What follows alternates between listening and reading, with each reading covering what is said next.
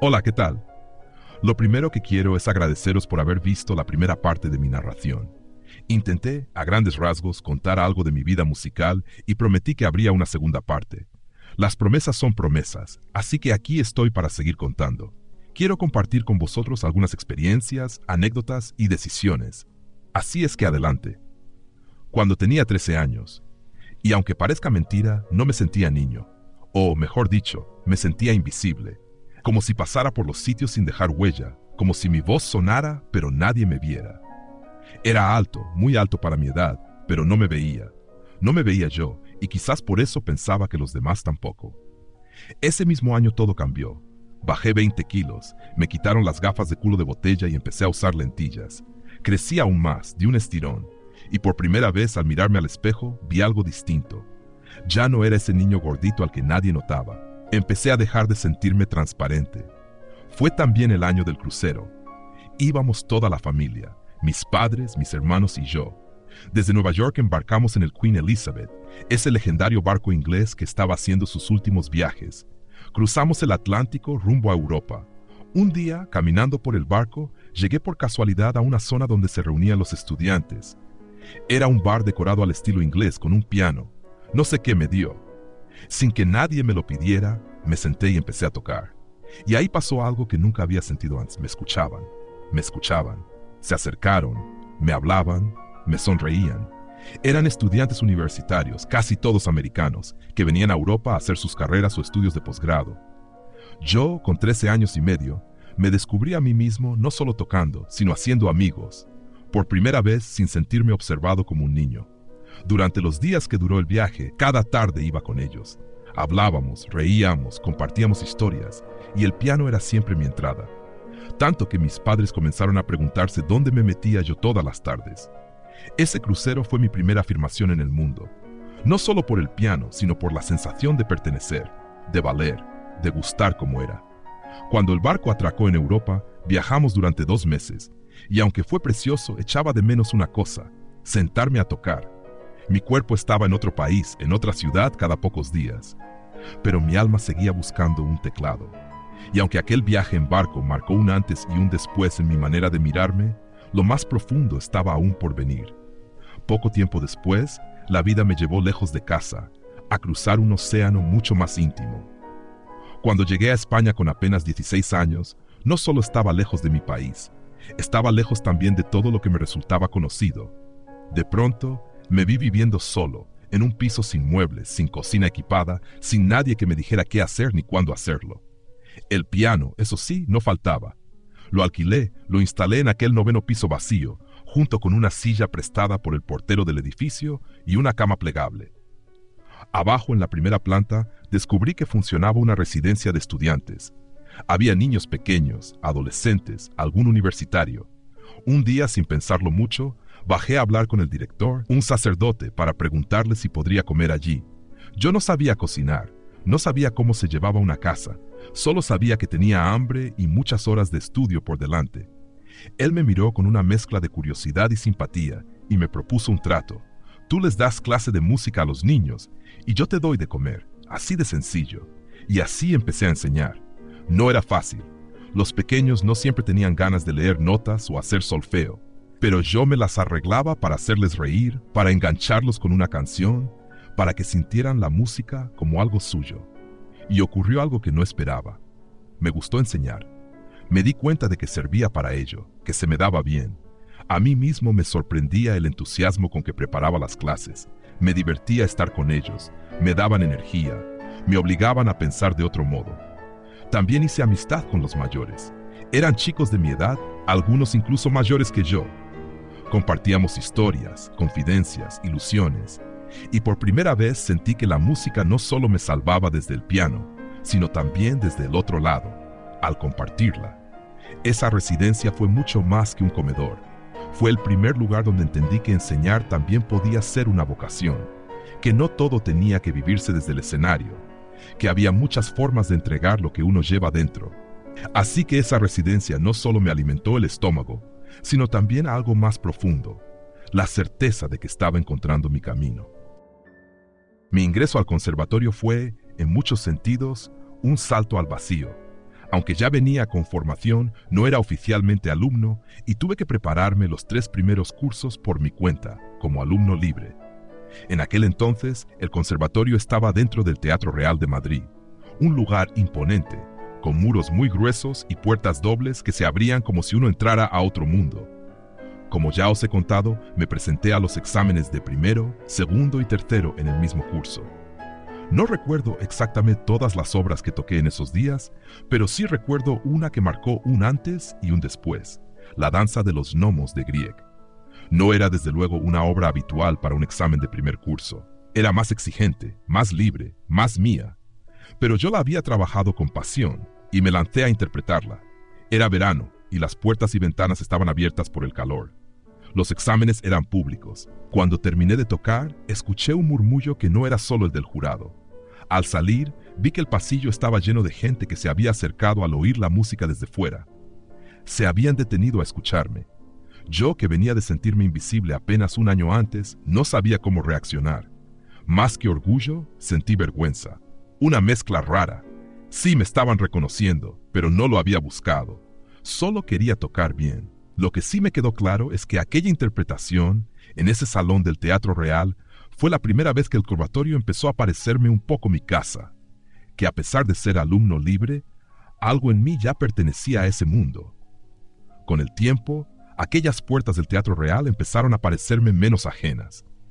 El conservatorio ya no era solo un edificio imponente. Comenzaba a sentirlo como parte de mi vida. Y fue en ese entorno donde viví una de las experiencias más duras y más reveladoras de mi formación. Estudiar con Joaquín Soriano fue para mí un orgullo. Le admiraba profundamente. En uno de esos cursos, no recuerdo si era quinto o sexto, tocábamos todos, como parte del programa obligatorio, una sonata de Mozart larga y exigente. La sonata para piano número 11, K331. No es una pieza breve, ni mucho menos. Dura cerca de media hora y está compuesta por un tema con variaciones, un minueto y como cierre, el célebre rondo a la turca. Ese final brillante que todo el mundo conoce es solo una parte de una sonata mucho más rica y compleja. Me examiné y obtuve sobresaliente, lo que me daba derecho a presentarme al concurso de matrícula de honor. Pero Soriano me llamó aparte y me dijo: «Antonio, este año no te presentas». «¿Por qué?», le pregunté.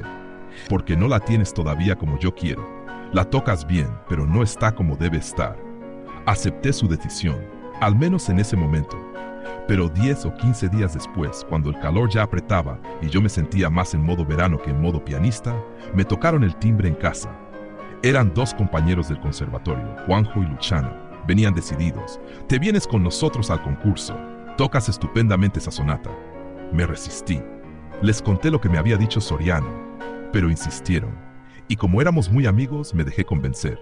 Cuando ya íbamos saliendo, Luciana me preguntó: «¿Y tus partituras?». «¿Para qué? Me las sé de memoria. Siempre hay que llevarlas». Accedí de mala gana. Ella misma se ofreció a cargarlas. Y así llegamos al Conservatorio Superior de Música de Madrid. El auditorio estaba a reventar. Me tocó el turno. Salí tranquilo. Empecé bien. El tema, la primera variación. Y entonces en la segunda me quedé en blanco. Intenté volver a empezar. Nada. Otra vez. Nada. Silencio total en mi cabeza y en el auditorio.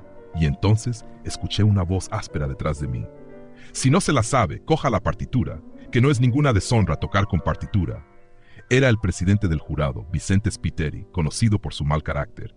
Su tono me atravesó. Respiré hondo, me puse de pie, me acerqué al filo del escenario y dije con voz clara, delante de todo el auditorio: «Luciana, mis partituras». Sí, me río ahora, pero en ese momento fue desgarrador. Ella me las trajo, retomé desde el principio y toqué la sonata entera, bastante bien. Pero el daño ya estaba hecho. No me dieron ningún premio como era de esperar. A los pocos días, ya de vacaciones en México con mis padres, llegó una carta de Soriano. Me decía que lo había dejado en ridículo, que no me quería más en su clase. Me expulsaba, me rompió, lloré sin consuelo. María Rosa Calvo Manzano estaba conmigo ese día y leyó la carta. Me ofreció su ayuda, que fuera su alumno. Como catedrática del conservatorio y profesora mía de arpa, sí, también estudié arpa, ya hablaremos de eso, me tendió la mano. Pero no quise aceptar.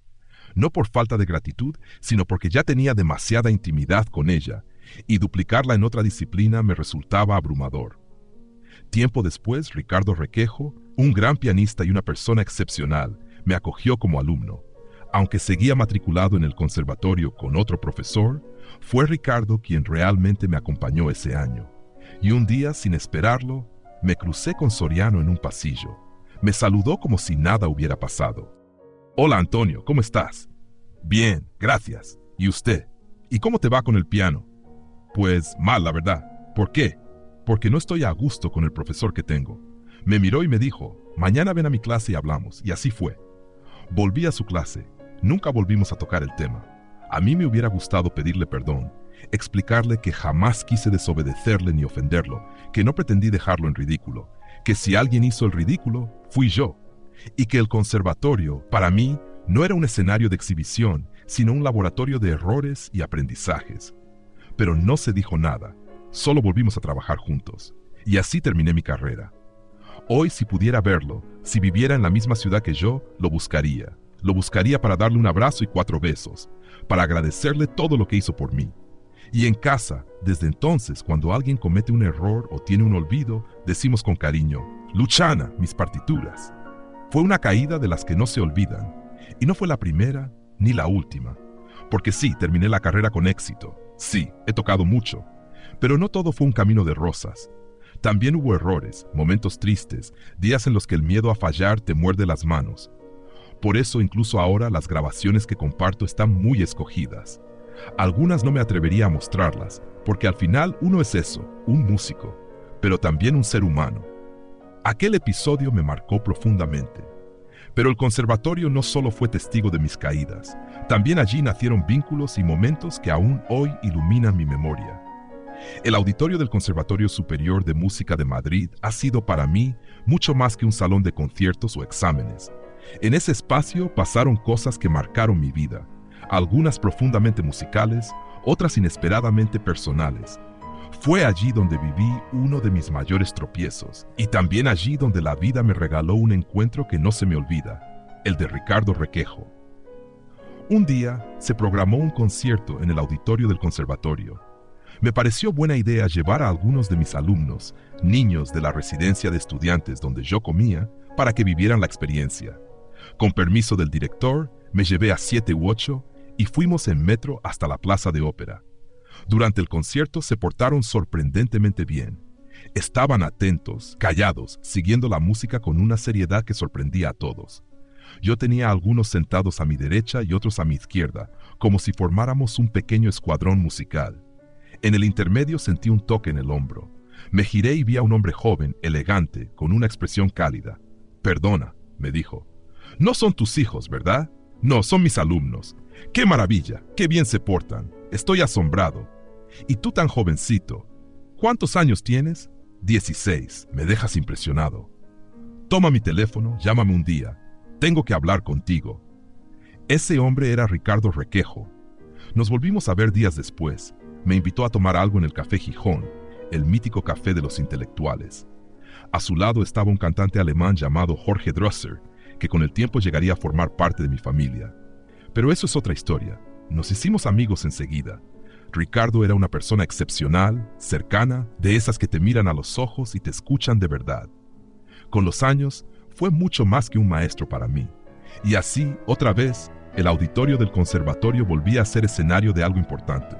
Ese salón, con sus muros altos y su aire solemne, fue testigo de mis tropiezos, como la historia de Luchana, pero también de hallazgos como este. En ese espacio viví decepciones y renacimientos, amistades y encuentros que me marcaron profundamente. Y aún me quedaba allí alguna que otra sorpresa, de esas que no tienen que ver con la música, pero que también se quedan en la memoria. Como muchas otras anécdotas que viví en ese lugar, esta fue solo una más de tantas. Otra de esas escenas inolvidables que me regaló el auditorio del conservatorio ocurrió también durante un concierto. No recuerdo quién tocaba. A veces el programa no importa tanto como lo que sucede alrededor. Estaba sentado entre el público, tranquilo, cuando sentí otro toque en el hombro. Me giré y vi a 2 señoras que me miraban con una mezcla de sorpresa y emoción. «Perdona», dijo una de ellas, «¿tú eres mexicano?» «Sí, soy mexicano». «¿Ves, hermana? Te dije que era nuestro sobrino». Me quedé perplejo. Mira, continuó, es que llevamos todo el concierto comentando lo mucho que te pareces a nuestro padre. Y como sabíamos que el primo Paco, mi padre, tenía un hijo aquí en España, estamos seguras de que eres tú. ¿Y quién era su padre?, pregunté. Ángel, dijo una de ellas. Sí, mi padre me habló de su tío Ángel. Entonces, somos tus tías, somos hermanas de Fructuoso y tú lo conociste, ¿verdad? Sí, claro que lo conocí, respondí. Nos abrazamos con una mezcla de sorpresa y afecto. Fue un encuentro inesperado, pero muy cálido. Y me hizo gracia pensar que no me habrían reconocido de no ser por ese parecido con el padre de ellas, que era, en realidad, tío de mi padre. Por eso, aunque eran primas hermanas de mi padre, desde ese día quedaron oficialmente bautizadas como mis tías. Lo que más me impresionó fue esa seguridad con la que me observaron durante el concierto, como si el pasado se hubiera colado en la sala, reencarnado en mi rostro. Y sí, probablemente algo de eso había. Aquel encuentro, como tantos otros que viví en ese auditorio, no tenía que ver directamente con la música, pero también se quedó grabado en mi historia. Ese lugar, de alguna manera, me regalaba recuerdos que iban más allá de lo artístico. Como dije antes, este es solo uno de los muchos momentos que viví entre esas paredes. No el último, ni el más grande, pero sí uno de los que siempre me hacen sonreír.